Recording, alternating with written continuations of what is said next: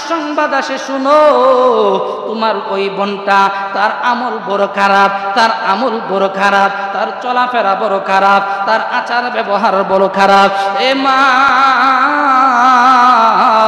তিরমিজি শরীফের হাদিসের মধ্যে হাদিসটুকু আসছে, আমার নবী বলেন, হে আমার উম্মতেরা শুনো, কোন সন্তানের পিতা মাতা যদি দুনিয়া থেকে চিরকালের জন্য বিদায় হয়ে যায়, অর্থাৎ যদি মরণ হয়ে যায়, কবরবাসী হয়ে যায়, ওই সন্তানগুলা নামাজ পড়ে আল্লাহর দরবারে দুইটা হাত বাড়ায়, আর চোখের কোণে মাছির মাথা পরিমাণ এক ফোঁটা পানি যদি ছেড়ে দেয়, আর ওই পানিটা নাকের ডগা দিয়া বেয়ে বেয়ে জমিনে পড়তে দেরি রে, আমার আল্লাহ তার আব্বা আম্মার কবরের আযাব মাফ করতে দেরি হয় না। ওই মেয়েটা কান্না করতে করতে ঘরের ভিতরের মধ্যে চলে গেল। বাজানো ও আমার কুমিল্লার বাবারা, ওই মেয়েটা ঘরের মধ্যে যাইয়া উযু গোসল করে তওবা করে আল্লাহর একজন প্রিয় বান্দি হয়ে গেল। ওই মেয়েটা জীবনে আর কোনোদিন নামাজ কাজা করে নাই, নামাজ ছাড়ে নাই, রোজা ছাড়ে নাই। ওই মেয়েটা বড় আমলদার, সলেহা সলেহা আবেদা বান্দি হয়ে গেল। ওই মেয়েটা 5 ওয়াক্ত নামাজ পড়ে, আমার নবীর দুরূদ পড়ে, মেয়েটা জিকির আজকার করে, নেক আমল করে, পর্দা পশিরা পর্দার মধ্যে চলে। ওই মেয়েটা রাত্র যখন গভীর হয়, আরামের বিছানা হারাম করে দিয়ে নামাজের মধ্যে দাঁড়াই যায়। আমার আল্লাহর পুত্রী পায়ে সেজদা করে 2 কানা হাত বাড়াইয়া ডাকে, মাবুদ আমার জন্য আজকে আমার বাবা কবরে আযাবের মধ্যে আছে। ও রব্বুল আলামিন, আমি তো পরিবর্তন হয়ে গেছি, আমাকে আপনি হেদায়েত দান করেন, সঙ্গে সঙ্গে আমার বাবারে কবরের আযাব থেকে নাজাত দেন। আমার আল্লাহ তাআলা তার দুয়ার বিনিময়, চোখের পানির বিনিময় তার বাবার কবরের আযাব বন্ধ করে দিছে। বলতে পারেন হুজুর, আযাব যে বন্ধ করছে প্রমাণ কি? ওই মেয়েটা 7 দিনের মাথায় যখন রাত্রে বেলা ঘুমাইতে যায়, ওই ঘুমের করে মেয়েটা স্বপ্ন দেখে রে, তার বাবা জান্নাতি একটা দবদবে সাদা কাপড় পরিধান করে, জান্নাতের খুশবু গায়ের মধ্যে লাগাইয়া ওই লোকটা বাবাটা মেয়েটার সামনে এসে হাজির হয়ে গেল। মেয়েটা বলে, আমি অনুভব করলাম জান্নাতের নাজ নিয়ামত আমার সামনে এসে হাজির, আমি অনুভব করলাম জান্নাতি খুশবু আমার নাকের মধ্যে ঘ্রাণ লাগতেছে, আমি 2টা চোখে দেখলাম আমার বাবা এত সুন্দর একটা পোশাক পরিধান করেছে, আমার জীবদ্দশায় আমার জীবনে দুনিয়ার জমিনে এত সুন্দর পোশাক আমি কাউকে পরতে দেখি নাই। আমি ডাক দিয়ে বলি, বাবা, ও আমার বাবা, আমি শুনেছি আল্লাহ ওলি ফতে আলী সুবহানী রহমাতুল্লাহি আলাইহি আপনি স্বপ্ন যুগে দেখা দিয়েছেন, আপনি নাকি বড় কঠিন আযাবের মধ্যে আছেন। বাবা, আপনি দিয়ে এখন বড় সুখে শান্তির মধ্যে আছেন, কিভাবে সম্ভব, কিভাবে সম্ভব? ওই লোকটা ডাক দিয়ে কই, মারে মা, ও মা, যখন তুমি নামাজ পড়লা, বেপরদা চলাফেরা ছেড়ে দিলা, পর্দার ভিতরে চলে আসলা, তাহাজ্জুদের নামাজ পড়ে 5 ওয়াক্ত নামাজ পড়ে নামাজের মুসল্লায় বসে আমি বাবার জন্য 2টা চোখের পানি ছেড়ে দিয়ে কাঁদো আর ডাকো, মাবুদ আমার বাবারে তুমি জাহান্নামের আযাব থেকে মুক্ত দাও, আমার বাবারে তুমি জান্নাতবাসী করে দাও। তোমার দোয়া আল্লাহ কবুল করেছে, আমার কবরের আযাব বন্ধ করে দিয়ে আমারে জান্নাতবাসী করে দিয়েছে। জোরে জোরে কি সুবহানাল্লাহ বলা যাবে না? মেয়ের জন্য বাবা কিভাবে জাহান্নামী হয়, ছোট্ট একটা ঘটনা যদি বলি বুঝতে বাবা আপনাদের সহজ হবে। একজন আল্লাহর ওলি, ওই আল্লাহর ওলিটা প্রত্যেকটা দিন ফজরের নামাজ আদায় করে, ফজরের নামাজ আদায় করে যে স্থানে নামাজ আদায় করে ওই স্থানের মধ্যে সূর্য ওঠা পর্যন্ত বসে থাকে। আল্লাহর ওলি ফতে আলী সুবহানী তিনি প্রত্যেকটা দিন ফজরের নামাজ পড়ে ওই জায়গায় বসে থাকে। সূর্য যখন উঠে ইশরাকের নামাজ পড়ে নামাজের স্থানটা ত্যাগ করে সুবহানাল্লাহ বলেন। এমন নামাজি আমাদের সমাজে আসেনি? কই পাইবেন এমন নামাজি? আমাদের সমাজে এমন নামাজি পড়ে না বাবা। ফজরের নামাজের আগে বা পরে অনেক সময় রাস্তায় বের হয়। অনেকের ডায়াবেটিস আছে না? অনেকে হাঁটাহাঁটি করে ফজরের আগে আজান দিলে ঘুম থেকে উঠে ঠিকই, কিন্তু জামাতে নামাজটা পড়তে পারে না। দেখা যায় মসজিদে নাই কিন্তু রাস্তায় আছে, হাঁটতেছে। এমন মানুষ সমাজে আছে নাকি নাই? আপনাদের চোখে পড়ে না মনে হয়? আমার চোখে পড়ে এবং বিভিন্ন জায়গায় আমি দেখেছি।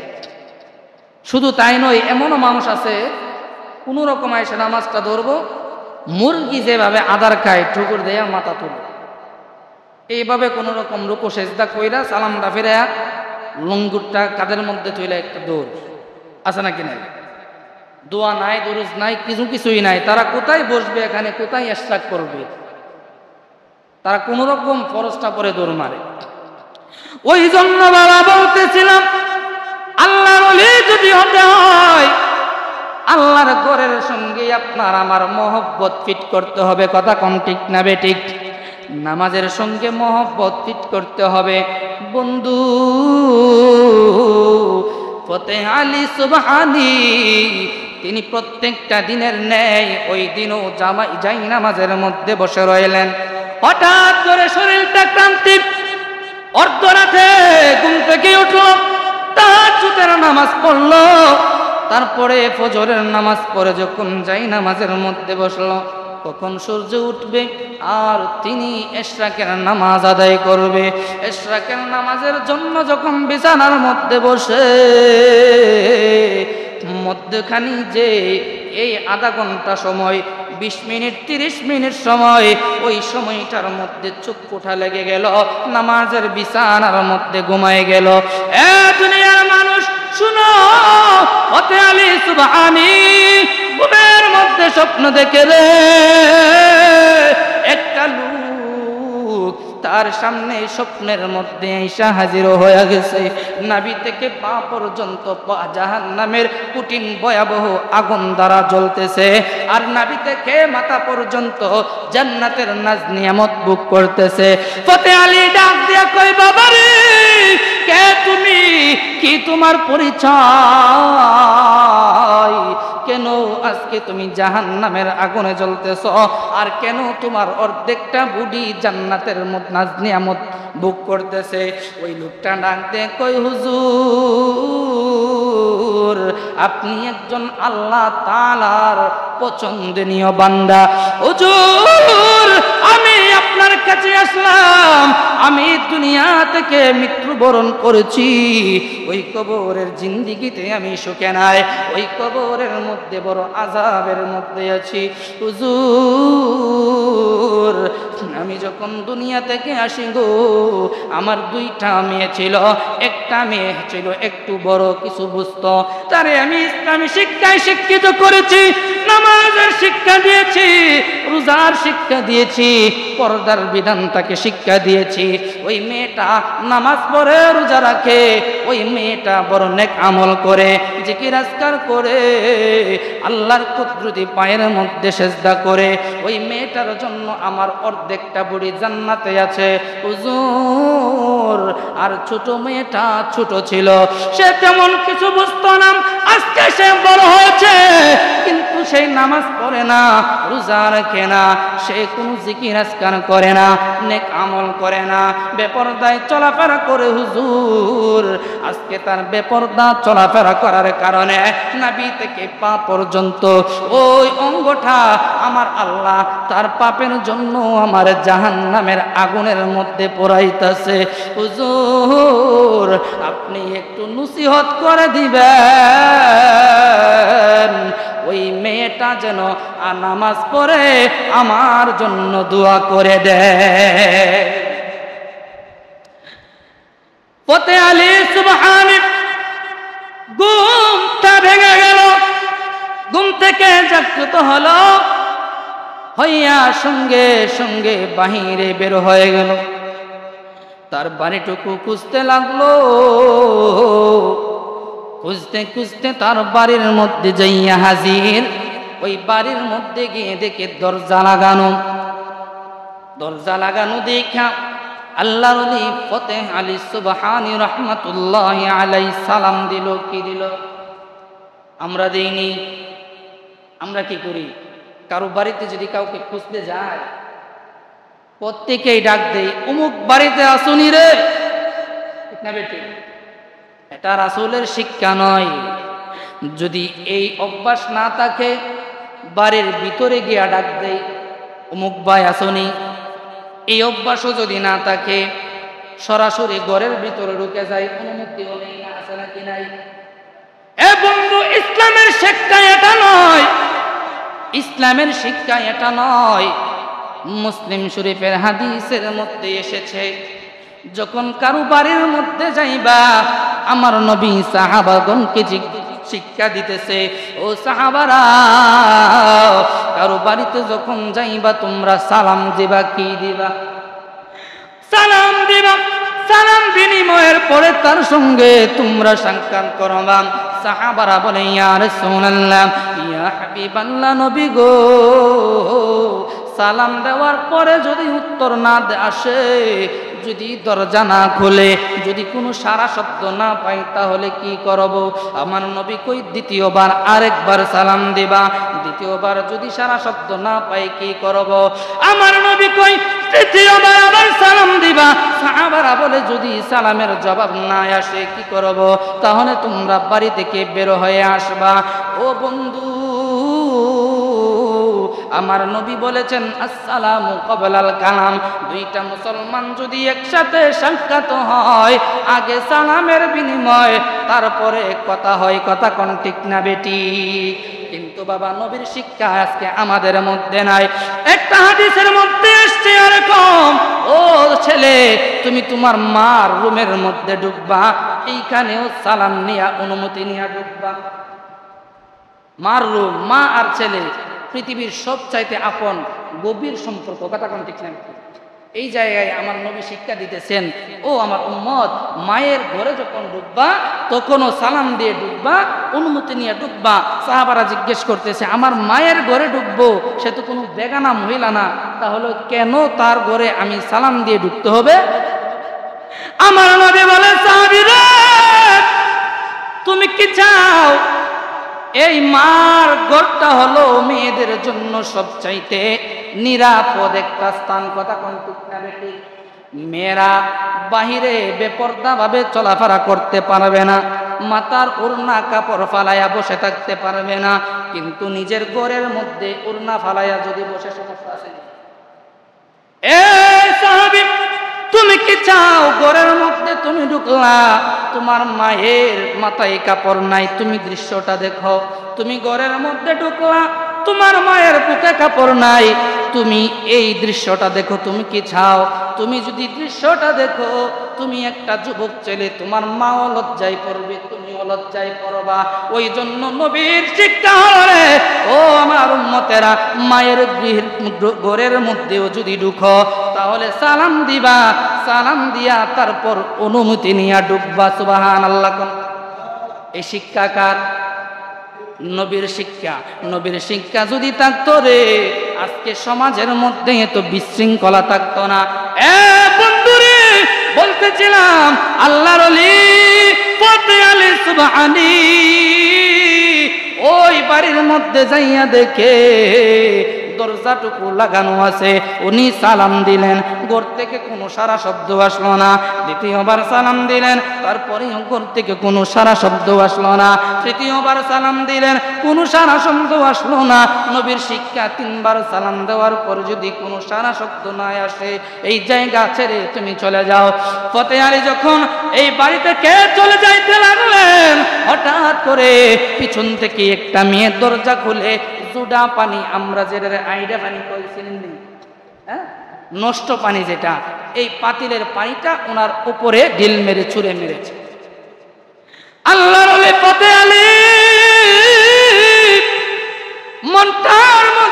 কষ্ট পাইল পিছন দিকে তাকাইয়া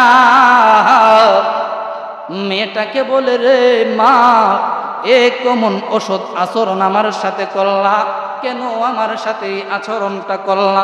এমনি করে পিছন থেকে আরেকটা মেয়ে ডাক দিয়ে কই, হুজুর বেয়াদবি মাফ করবেন গো, এই যে দেখতেছেন মেয়েটা আমারও ছোট বোন, এই মেয়েটা কার সঙ্গে কি ব্যবহার করতে হবে ম্যানার জানে না, সে পর্দা করে না, সে নামাজ পড়ে না, তার আচার ব্যবহার হুজুর ভালো না, তার জন্য আমি আপনার কাছে ক্ষমা চাই। হুজুর আপনাকে তো দেখে আমার এলাকার কোনো মানুষ মনে হচ্ছে না, আপনাকে তো একজন মুসাফির মনে হচ্ছে। হ্যাঁ আগত মুসাফির, কিসের জন্য আসলেন গো একটু বলেন? হুজুর ডাক দিয়ে কয়, ও মেয়ে, আমি যখন তোমারে সালাম দিলাম তুমি তখন কি করছিলা? মেয়েটা কয়, হুজুর আপনি যখন আমার প্রথম সালাম দিলেন আমি নামাজরত অবস্থায় বৈঠকের মধ্যে বসে তাশাহুদ পড়ি, দ্বিতীয় সালাম যখন দিলেন আমি তখন দুরূদ শরীফ পড়ি, তৃতীয় সালাম যখন দিলেন আমি তখন দুআয়ে মাসুরা পড়ে সালাম ফিরাইয়া সঙ্গে সঙ্গে আপনার সালামের জবাব দেওয়ার জন্য চলে আসলাম। হুজুর আমি জানতে চাই কেন গো আপনি আমার বাড়ির মধ্যে আসলেন? ফতে আলী ডাক দিয়ে কই, মারে মা, একটা দুঃসংবাদ আসে শুনো, তোমার ওই বোনটা, তার আমল বড় খারাপ, তার আমল বড় খারাপ, তার চলাফেরা বড় খারাপ, তার আচার ব্যবহার বড় খারাপ। এ মা, ওই মেয়েটা বেপরদাই থাকার কারণে তোমার বাবা আমার স্বপ্ন জেগে আইসা দেখা দিছে। নাউজুবিল্লাহ কোন আল্লাহুম্মা সাল্লি আলা মুহাম্মাদ ওয়া আলা আলি সাইয়্যিদ।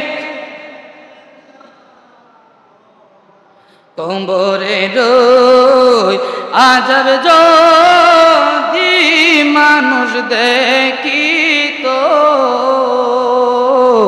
গোরবারি চারিয়ারে পাগল হইতো, গোরবারি চারিয়ারে পাগল হইতো। খারাপ লাগতেছে নি আমার বাবাজিরা?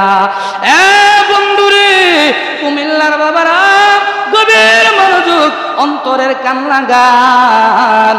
হুজুর বলতেছে, মা তোমার এই বোনটার জন্য বেপরদায় চলাফেরা করে তার জন্য তার বাবার কবরে আযাব হইতেছে। এই কথাটা যখন মেয়েটা শুনল রে, ছোট মেয়েটা হাউমাউ করে কান্না শুরু করে দিল। কাঁদতে কাঁদতে বাবার পায়ের মধ্যে আইসা, ওই হুজুরের পায়ের মধ্যে আইসা পড়ল। ডাক দেন কই, হুজুর ক্ষমা চাই, আপনি আমাকে ক্ষমা করে দিন। আপনার কাছে জানতে চাই আমার কার্যক্রমের জন্য আমার বাবা ওই কবরের মধ্যে জাহান্নামের কঠিন আযাবে ভুগতেছে। আপনি যখন দেখেছেন, আপনি যখন জেনেছেন, আপনার ওইটাও জানা আছে কিভাবে আমার বাবারে ওই কঠিন আযাব থেকে বাঁচানো যাবে। কথা কোন ঠিক না বেটি? ওই মেয়েটা বলে, হুজুর আমার বাবাকে কিভাবে জাহান্নামের কঠিন আযাব থেকে বাঁচাইতে পারি একটু নসিহত করেন। হুজুর ডাক দিয়ে কই, মেরে ও আমার মা, তিরমিজি শরীফের হাদিসের মধ্যে হাদিসটুকু আসছে। আমার নবী বলেন, হে আমার উম্মতেরা শুনো, কোন সন্তানের পিতা মাতা যদি দুনিয়া থেকে চিরকালের জন্য বিদায় হয়ে যায়, অর্থাৎ যদি মরণ হয়ে যায়, কবরবাসী হয়ে যায়, ওই সন্তানগুলা নামাজ পড়ে আল্লাহর দরবারে দুইটা হাত বাড়ায় আর চোখের কোণে মাছির মাথা পরিমাণ এক ফোঁটা পানি যদি ছেড়ে দেয়, আর ওই পানিটা নাকের ডগা দিয়া বেয়ে বেয়ে জমিনে পড়তে দেরি রে, আমার আল্লাহ তার আব্বা আম্মার কবরের আযাব মাফ করতে দেরি হয় না। ওই হুজুরটা বলতেছে, ও মা তোমারে একটা নসিহত করি, তুমি শোনো। তুমি তোমার সদাচরণগুলো ছেড়ে দাও, পর্দার ভিতরে চলে আসো, 5 ওয়াক্ত নামাজ পড়ো, রোজা রাখবা, নামাজ পড়বা, নেক আমল করবা। আর একটা আমল শিখাই দে, রাত্র যখন গভীর হবে রে, তুমি ঘুম থেকে জাগ্রত হইয়া উজু গোসল করে নামাজের বিছানাটুকু বিছাইয়া আমার আল্লাহর কুদরতি পায়ে সেজদা করে দিবা, আমার আল্লাহর দরবারে 2টা হাত বাড়াইয়া কাঁদবা, আমার আল্লাহ তোমার চোখের পানি ছেড়ে দিবা। ওর কারণে চোখের পানির বিনিময় আমার আল্লাহ তোমার বাবার কবরের আযাব বন্ধ করে দিতে পারে। পারে কি পারে না? হাদিসের মধ্যে আসছে না যে ছেলে মেয়ে কান্না করবে, চোখের পানির বিনিময়ে আল্লাহ কি করবে? পিতামাতার কবরের আযাব বন্ধ করে দিবে। সুবহানাল্লাহ। ওই মেয়েটা কান্না করতে করতে ঘরের ভিতরের মধ্যে চলে গেল। বাজানো ও আমার কুমিল্লার বাবারা, ওই মেয়েটা ঘরের মধ্যে যাইয়া উজু গোসল করে তওবা করে আল্লাহর একজন প্রিয় বান্দি হয়ে গেল। ওই মেয়েটা জীবনে আর কোনোদিন নামাজ কাজা করে নাই, নামাজ ছাড়ে নাই, রোজা ছাড়ে নাই। ওই মেয়েটা বড় আমলদার, সলেহা সলেহা আবেদা বান্দি হয়ে গেল। ওই মেয়েটা 5 ওয়াক্ত নামাজ পড়ে, আমার নবীর দুরূদ পড়ে, মেয়েটা জিকির আজকার করে, নেক আমল করে, পর্দা পশিরা পর্দার মধ্যে চলে। ওই মেয়েটা রাত্র যখন গভীর হয়, আরামের বিছানা হারাম করে দিয়ে নামাজের মধ্যে দাঁড়াই যায়, আমার আল্লাহর কুদরতি পায়ে সেজদা করে 2 কানা হাত বাড়াইয়া ডাকে, মাবুদ আমার জন্য আজকে আমার বাবা কবরে আযাবের মধ্যে আছে। ও রব্বুল আলামিন, আমি তো পরিবর্তন হয়ে গেছি, আমাকে আপনি হেদায়েত দান করেন, সঙ্গে সঙ্গে আমার বাবারে কবরের আযাব থেকে নাজাত দেন। আমার আল্লাহ তাআলা তার দুয়ার বিনিময়, চোখের পানির বিনিময় তার বাবার কবরের আযাব বন্ধ করে দিছে। বলতে পারেন হুজুর আযাব যে বন্ধ করছে প্রমাণ কি? ওই মেয়েটা 7 দিনের মাথায় যখন রাত্রে বেলা ঘুমাইতে যায়, ওই ঘুমের করে মেয়েটা স্বপ্ন দেখে রে, তার বাবা জান্নাতি একটা দবদবে সাদা কাপড় পরিধান করে, জান্নাতের খুশবু গায়ের মধ্যে লাগাইয়া ওই লোকটা বাবাটা মেয়েটার সামনে এসে হাজির হয়ে গেল। মেয়েটা বলে, আমি অনুভব করলাম জান্নাতের নাজ নিয়ামত আমার সামনে এসে হাজির, আমি অনুভব করলাম জান্নাতি খুশবু আমার নাকের মধ্যে ঘ্রাণ লাগতেছে, আমি 2টা চোখে দেখলাম আমার বাবা এত সুন্দর একটা পোশাক পরিধান করেছে, আমার জীবদ্দশায় আমার জীবনে দুনিয়ার জমিনে এত সুন্দর পোশাক আমি কাউকে পরতে দেখি নাই। আমি ডাক দিয়ে বলি, বাবা ও আমার বাবা, আমি শুনেছি আল্লাহ ওলি ফতে আলী সুবহানী রহমাতুল্লাহি আলাইহি আপনি স্বপ্ন যুগে দেখা দিয়েছেন, আপনি নাকি বড় কঠিন আযাবের মধ্যে আছেন। বাবা আপনি দিয়ে এখন বড় সুখে শান্তির মধ্যে আছেন, কিভাবে সম্ভব, কিভাবে সম্ভব? ওই লোকটা ডাক দিয়ে কই, মারে মা, ও মা, যখন তুমি নামাজ পড়লা, বেপরদা চলাফেরা ছেড়ে দিলা, পর্দার ভিতরে চলে আসলা, তাহাজ্জুদের নামাজ পড়ে 5 ওয়াক্ত নামাজ পড়ে নামাজের মুসল্লায় বসে আমি বাবার জন্য 2টা চোখের পানি ছেড়ে দিয়ে কাঁদো আর ডাকো, মাবুদ আমার বাবারে তুমি জাহান্নামের আযাব থেকে মুক্ত দাও, আমার বাবারে তুমি জান্নাতবাসী করে দাও। তোমার দোয়া আল্লাহ কবুল করেছে, আমার কবরের আযাব বন্ধ করে দিয়ে আমারে জান্নাতবাসী করে দিয়েছে। জোরে জোরে কি সুবহানাল্লাহ বলা যাবে না? পাগল মনরে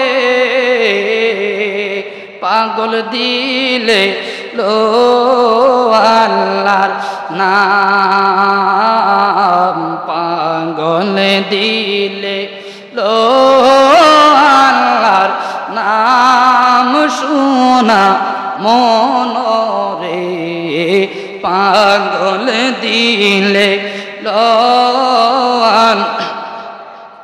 মনরে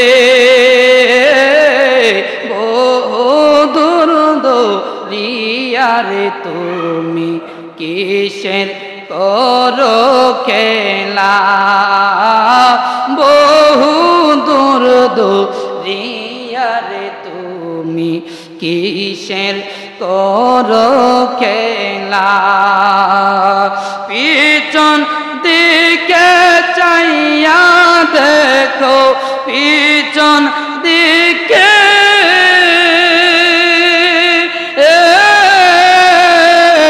চাইয়া দেখো নাই তোমার বেলা সোনা মনরে পাগল দিলে লো আল্লাহর নাম পাগল দিলে লো আল্লাহর নাম সোনা মনরে পাগল দিলে লো আল্লাহর নাম।